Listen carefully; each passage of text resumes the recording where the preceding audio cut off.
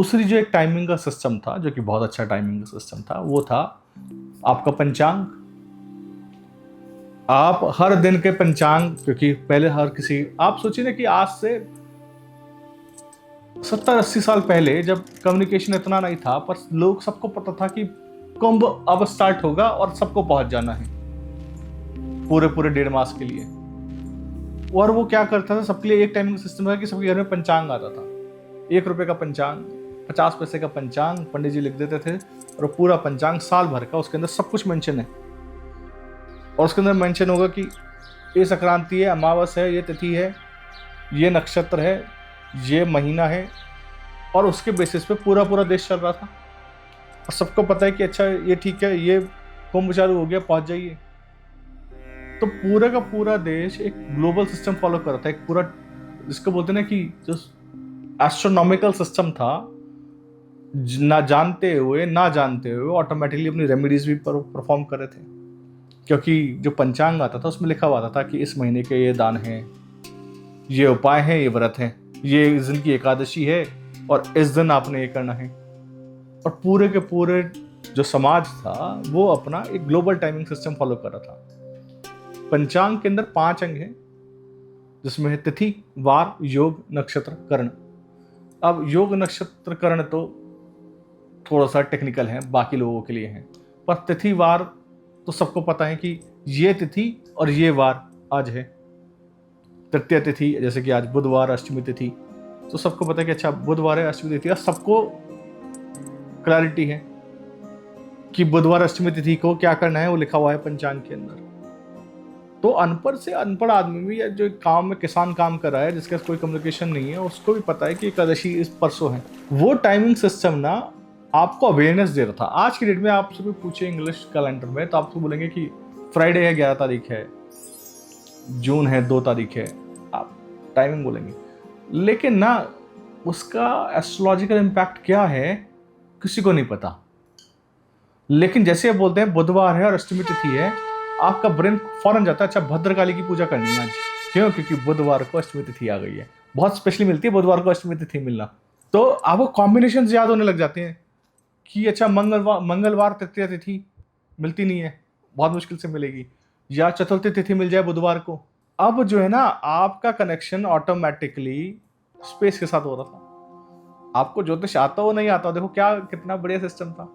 पर आज की डेट के अंदर जो इंग्लिश कैलेंडर आप फॉलो करते हो, आपका एस्ट्रोनॉमिकल तो कोई कनेक्शन नहीं है।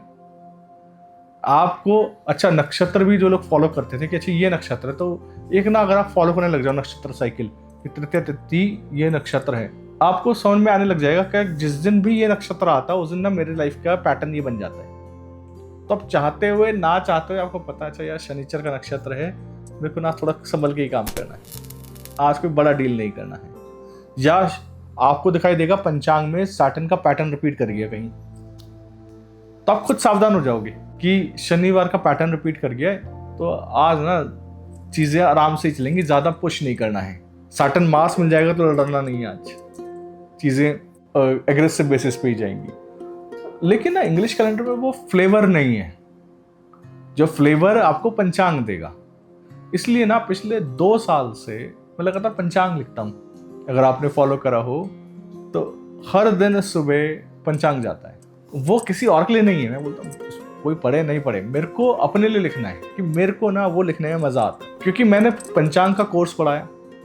डेली प्रैक्टिस करवाने के लिए आप क्या करोगे, सबसे अच्छा तरीका है कि आप डेली सुबह उठो पंचांग लिख दो, उससे सबको याद हो जाएगा। 1 साल में हो जाएगा, 2 साल में हो जाएगा, 2 साल में हो जाएगा, 3 साल में हो जाएगा। सेकेंडली ना वो आपका सेल्फ अवेयरनेस बढ़ा रहा है। जब आप पढ़ते भी है ना, आपका अवेयरनेस बढ़ता है।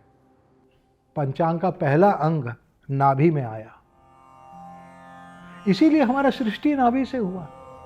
हमारे नाभि के साथ माँ का वो अम्बिलिकस जो बोलते हैं ना, वो नाड़ी, वो जोड़ा गया था। तो वार वहाँ से आ गया, वो पंचांग का पहला चीज हो गया। फिर दूसरा आया संबंध, सूरज के साथ चांद का संबंध।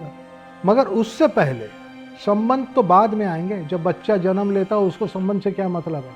खाना, हजम होना है, वो तो पेट है, आग चाहिए उसके लिए, और सांस लेने की जरूरत है, अनाहत। तो ब्रह्मा जी यहाँ पर बैठे हजम करने लगे, और वो वार अनुसार हजम करते हैं। 7 दिन हो गए, रविवार का आपका जन्म है तो शनिवार को आपको शांत होकर के बैठना है, शनिवार को काम नहीं करना है। क्योंकि जन्म रविवार का है, 7वें दिन में आपको रेस्ट, 6 दिन काम करोगे, 7वें दिन में रेस्ट। अगर आपका रविवार का जन्म है तो शनिवार बना ऑटोमेटिक रेस्ट। किसी का सोमवार का जन्म है तो उनके लिए रविवार का रेस्ट बनता है। आप गूगल कैलेंडर चले जाओ, first day of the week का ऑप्शन देता है आजकल गूगल, पहला नहीं देता था। आप चुन लो आपका जो दिन है, उसी से स्टार्ट करो वीक। तो that means you are following the Agni properly. Moon minus sun is equal to thing called tithi. तिथि है क्या? सूरज और चांद का डिफरेंस एंगल। वो तिथि आ गई आपकी स्वादिष्टान पर जल तत्व को पकड़ने के लिए। तो पानी कहाँ पर मैं पकड़ूंगा? तिथि में पकड़ूंगा पानी। संबंध कहाँ पकड़ूंगा? तिथि में पकड़ूंगा। शादी करेगा नहीं करेगा, कैसे चलेगा शादी, कैसे प्यार करना जानता है नहीं जानता है, किससे प्यार करता है, किससे प्यार करता है, वो सारी कहानी तिथि से आएगी। बहुत बड़ी कहानी है वो। हमारा संसार उसी में ही उलझा हुआ है। और उसके फर्दर नीचे जाओ, क्योंकि पानी जब गिरती है, आधा पानी आपके हाथ में रहेगा, आधा निकल जाएगा। क्योंकि 2 थे, याद है? या तो हम एक पकड़ेंगे या ये पकड़ेंगे। अगर हमने इसको ऊपर रखा तो ये तो नीचे गया, अगर हमने इसको ऊपर किया तो ये नीचे गया। इस तो वामाचार मार्ग है तो ये गया, तो आधा ही मेरे साथ रहेगा ना। तिथि 12 डिग्री का होता है, 12 डिग्री का एक तिथि होता है। क्योंकि 360 डिग्री को सूरज और चांद के बीच में जो एंगल है, 360 को अगर हम 30 दिन में तोड़ दें तो 12-12 डिग्री का आता है। उसको हम फिर से 2 में तोड़ें तो 6-6 डिग्री का आया। वो पृथ्वी है, उसको करण बोलते हैं। तो सबसे नीचे भूलोक में हम किसके बलबूते में बैठे हैं? यहाँ पर करण के बलबूते में बैठे हैं। कितने करण हैं जानते हैं आप? 11 करण हैं। अब 11 करण क्यों हैं? क्योंकि 11 रुद्र हैं। देखो सीधी बात है, हम बैठे हैं किसके बलबूते से हम बैठे हैं यहाँ पर? रुद्र के। जिस दिन रुद्र ने बोला चलो नारायण चलते हैं, चल गए महाराज। वो आपकी नहीं सुनेंगे। ये राम जो है आपका नहीं सुनेगा, वो हनुमान का ही सुनेगा और वो चल देंगे। तो अगर मैं ये रुद्र देव को धरती के साथ कुछ भी बहाना बना के रख सकता हूं, मैं जिंदा रहूंगा। तो यहाँ पे कौन सा ग्रह था? गुरु। यहाँ पर गुरु था आकाश तत्व में। नीचे भूलोक में या मूलधारा में कौन सा ग्रह था? बुध। गुरु बुद्ध योगे सर्व कार्य सिद्धि। तो आपका करण बना करण बना कारण भूलोक में जीने का। 11 हैं, आप सीख लो क्या है, उससे पता चलता है वहां से। इसीलिए हर दिन का एक पंचांग होता है। सूर्य उदय का पंचांग ही हम पकड़ते हैं। क्यों? हम भाई सत्य सनातनी हैं। सत्य सनातनी सूर्य उदय को पकड़ेगा। क्यों? उदय जो है वो सत्य लोक के साथ जुड़ता है। वो समय जो है, समय की बात चल रही है। समय जो है, उदय का समय, सूर्य उदय, वो सत्य लोक से हिसाब रखता है। जैसा कि हमने जाना कि करण क्या है, यह पंचांग का एक महत्वपूर्ण अंग है जो समय की सूक्ष्मता बताता है। कुल 11 करण हैं, जिनमें 7 चर, बव, बालव, कौलव, तैतिल, गर, वणिज, विष्टि, 4 स्थिर, शकुनी, चतुष्पाद, नाग, किष्तुग्न होते हैं। ये करण शुभ अशुभ मुहूर्त जानने और कार्यों के लिए समय निर्धारण में महत्वपूर्ण है। पंचांग आप लोगों ने देखा हो, जो पंचांग खोल करके लोग देखते हैं, किसी भी पंडित जी को, किसी भी विद्वान व्यक्ति को जो मुहूर्त इत्यादि निर्धारण करने के लिए एक किताब सी आपके सामने निकालता है या लंबी सी एक पुस्तिका निकालता है, उसको हम लोग पंचांग के नाम से जानते। लेकिन पंचांग उसको कहते कैसे? जैसे कि आप देख लीजिए, हमारे यहाँ ये है, एक हमारे काशी हिंदू विश्वविद्यालय से प्रकाशित होने वाला एक काशी हिंदू विश्वविद्यालय पंचांग। तो ऐसे ही जब कुछ देखना होता है, कोई मुहूर्त पूछा या किसी घर बच्चे ने जन्म लिया, तो सबसे पहले हम लोग इस पंचांग को खोलते हैं और उसके बाद से देखते हैं। तो इसका पंचांग नाम क्यों पड़ा? क्योंकि कोई भी शुभ या अशुभ जो भी चीज़ें हैं, चाहे काल निर्धारण हो, मुहूर्त निर्धारण हो, या किसी भी जन्म लेने वाले बच्चे का शुभ या अशुभ देखना हो, या आपका भाग्य देखना हो, या कर्म देखना हो, तो उसको देखने के लिए जो काल निर्धारित होता है, वो उस काल को निर्धारित करने वाले जो 5 घटक हैं वो इसमें लिखे गए हैं, उनका डेटा इसमें है, इसीलिए इसका नाम पंचांग है। वो अवयव कौन कौन से हैं? वो कहा कि तिथि वारं च नक्षत्रम योगम करणम योच। तिथि, वार, नक्षत्र, योग और करण, ये 5 ऐसी चीजें हैं, 5 ऐसे काल के घटक हैं जो इसमें अंकित रहते हैं और उन्हीं के द्वारा हम पूरी तरह से किसी भी शुभ या अशुभ काल का आकलन करते हैं। तो तिथि किसे कहते हैं, तो वाली भी चर्चा हो गई है। अर्थात चांद्रमास का जो 30वां हिस्सा होता है वो तिथि कहलाती है। आकाश में उसको कैसे देखेंगे, तो कहा थी अमावस्या का जो अंतिम बिंदु होता है ना, सूर्य और चंद्रमा जब एक सीध में होते हैं, जब सूर्य और चंद्रमा जब राशि अंश कला भिकला से जब एक पॉइंट पे होते हैं तो अमावस्यांत काल करता है। वहां से चंद्रमा की गति अधिक होने के कारण चंद्रमा जो है वो आगे चलने लगता है और सूर्य जो है वो पीछे से धीरे धीरे चलता है। जब इन दोनों के बीच में डिफरेंस 12 डिग्री का क्रिएट हो जाता है तो प्रतिपदा हो जाती है, प्रतिपदा तिथि का मान। जब वो 24 डिग्री चला जाएगा तो द्वितीया हो गई डिफरेंस। जब वो 36 डिग्री का हो गया तो वो तृतीया हो गई, 48 डिग्री का हो गया तो चतुर्थी हो गई। इसी तरह से पुनः जब 360 डिग्री का होगा तो फिर सूर्य और चंद्रमा एक साथ आ जाएंगे तो वहां पर अमावस्या उदय, यानी कि डिफरेंस 360 डिग्री का है। तिथियां 30 हैं तो 30 से 360 को डिवाइड करते हैं तो 12 तिहाई 36, यानी कि 12 अंश का जो डिफरेंस होता है एक एक तिथि का परिचय। इन तिथियों को हम लोग चांद्र दिन के नाम से भी जानते हैं और शुक्ल पक्ष में प्रतिपदा से लेकर के पूर्णिमा तक 15वीं तिथि के लिए पूर्णिमा लिखते हैं और कृष्ण पक्ष में प्रतिपदा से लेकर के अमावस्या तक 15 तिथियां होती हैं और जो अंतिम तिथि होती है वो अमावस्या होती है, 30वीं होती है। इसलिए वहाँ अमावस्या के लिए हम 30 संख्या लिख करके और अमावस्या को पूर्ण कर दें, क्योंकि फिर अगले बाद शुक्ल पक्ष आ जाता है, शुक्ल पक्ष से प्रतिपदा आरंभ हो जाता है। तो एक तो हो गया ये तिथि। दूसरा वार। वार आप जानते ही है, वार जो है आकाश में विद्यमान सूर्य, चंद्रमा, मंगल, बुध, बृहस्पति, शुक्र, शनि, इन 7 ग्रहों पे आधारित है। 7 ग्रहों पे ही आधारित है। क्यों? क्योंकि भारतीय ज्योतिष शास्त्र 7 ग्रहों को ही स्वीकार करता है मुख्य रूप। राहु और केतु छाया ग्रह हैं, उनका कहीं प्रभाव हम लोग परिगणित करते हैं, कहीं नहीं करते।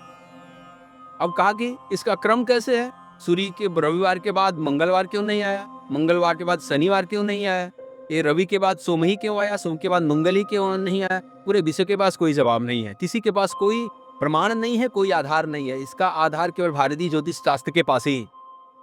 हमारे यहाँ जो ग्रहों की कक्षा बताई गई है तो बताया कि सबसे ऊपर जो है शनि की कक्षा है, आदौ शनि, उसके नीचे गुरु तस्मात्, उसके नीचे बृहस्पति है, ततः भौमो, उसके नीचे मंगल है, मंगल के नीचे सूर्य है, ततो भौमस ततो रवि, ततो उसके बाद शुक्र है, शुक्र के बाद बुध है, बुध के बाद चंद्रमा है। ये ग्रहों की कक्षा है कब से, क्रम से। अब कहा कि इन ग्रहों की कक्षा क्रम में कहा कि मंदा दधा क्रमेणस्तु चतुर्थादिवसादिपा। भारतीय ज्योतिष में सप्ताह के दिन ऐसे ही नहीं होते। इनके पीछे ग्रहों पर आधारित एक प्रणाली है जो ग्रहों की चाल पर आधारित होती है। कुछ ग्रह बहुत धीरे और कुछ ग्रह बहुत तीव्र गति से घूमते हैं। ज्योतिष के अनुसार तेजी से धीरे घूमने वाले ग्रह क्रमशः चंद्र, बुध, शुक्र, रवि, मंगल, गुरु और शनि हैं। इस क्रम को वैदिक प्रणाली कहते हैं। इसी वैदिक प्रणाली का उपयोग कर सप्ताह के दिनों का क्रम निर्धारित होता है। एक दिन में 24 घंटे होते हैं और ये 24 घंटे 24 होरों में बटे हुए होते हैं। एक होरा ग्रहों के क्रम के अनुसार एक ग्रह पर होता है। इसके अनुसार जो ग्रह सूर्योदय की समय की पहली होरा को चलाता है उसी ग्रह के नाम पर उस दिन का नाम रखा जाता है। जैसे सूर्य निकलते समय सूर्य की होरा चल रही है तो उस दिन को कहा जाएगा रविवार। जब दिन की 24 होरा पूरी हो जाती है तो अगला दिन शुरू होता है। जैसे 24 होरा को जब 7 ग्रह से बांटते हैं तो 3 शेष बचता है। जब आप ग्रहों के क्रम में एक ग्रह को केंद्र मानकर 21 तक गणना करते हैं, इस प्रकार 21वां ग्रह में 3 और जोड़ने पर केंद्र ग्रह का अगला दिन मिलता है। जैसे रवि शोरमाला का केंद्र है, इस प्रकार ग्रह क्रम को 21 तक गणना करने पर 21वां ग्रह मंगल होता है और उसमें 3 जोड़ने पर आता है चंद्र, यानी अगला दिन होगा सोमवार। जैसे मंगल प्लस रवि प्लस शुक्र प्लस बुध इक्वल चंद्र। इस प्रकार पूरा सप्ताह रविवार सूर्य, सोमवार चंद्र, मंगलवार मंगल, बुधवार बुध, गुरुवार गुरु, शुक्रवार शुक्र, शनिवार शनि। इसलिए ज्योतिष शास्त्र में वार, होरा और ग्रह आपस में जुड़े होते हैं और इन्हीं के आधार पर मुहूर्त, साधना, व्रत और ज्योतिष गणना को किया जाता है। आइए बात करते हैं नक्षत्रों के बारे में, जो वैदिक सिस्टम का आधार हैं। ये कुछ नहीं बल्कि क्रांतिवल तल से बहुत दूर के तारामंडल हैं। क्योंकि ये तारामंडल से बहुत दूर हैं, इसलिए वे ज्योतिष यानी खगोल विज्ञान के लिए उपयोग करने के लिए स्थिर आधार बन जाते हैं। क्योंकि वे आकाश में स्थिर होते हैं, वे 12 राशियों के समान हैं। लेकिन एकमात्र अंतर यह है कि वे बहुत अधिक विस्तृत हैं। जैसे 360 को 12 से विभाजित करने पर 30 डिग्री आता है, वैसे ही हम आकाश को 27 नक्षत्रों में विभाजित करते हैं, जिनमें से प्रत्येक 13 मिनट 20 डिग्री का होता है।